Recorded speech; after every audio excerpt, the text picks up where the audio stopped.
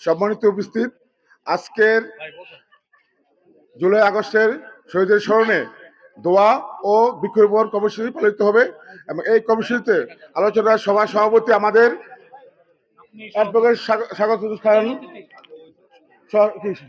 আহ্বায়ক এবং বিশেষ অতিথি আবুল আল ইউসুফ খান টিপু এবং যুগ্ম আহ্বায়ক মাহমুদ জেলা বিএনপির মাকসুদুল ইসলাম রাজীব এবং আমাদের মহানগরের যুগ্ম আহ্বায়ক রাজা রিপন এবং কৃষকদলের সাধারণ সম্পাদক আমাদের ফয়সাল মোল্লা এবং আরো উপস্থিত আছেন আমাদের কৃষকদলের অংশগ্রহণ।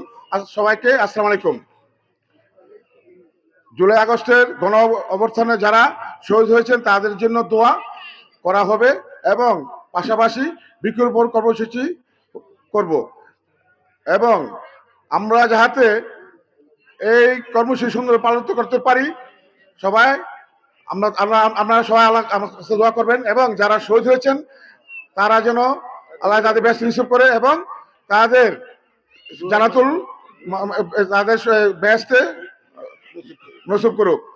আমি আর বেশি কথা বলবো না, যা বলেন আমার নেতারা তো বলছেই, তারা সুন্দর বক্তব্য দিয়েছেন, আমি আর বলবো না। এই বলে আমি আমার বক্তব্য শেষ করছি। বাংলাদেশ জিন্দাবাদ, খালেদা জিয়া জিন্দাবাদ, তারেক জিয়া জিন্দাবাদ, কৃষক জিন্দাবাদ। আসসালামু আলাইকুম।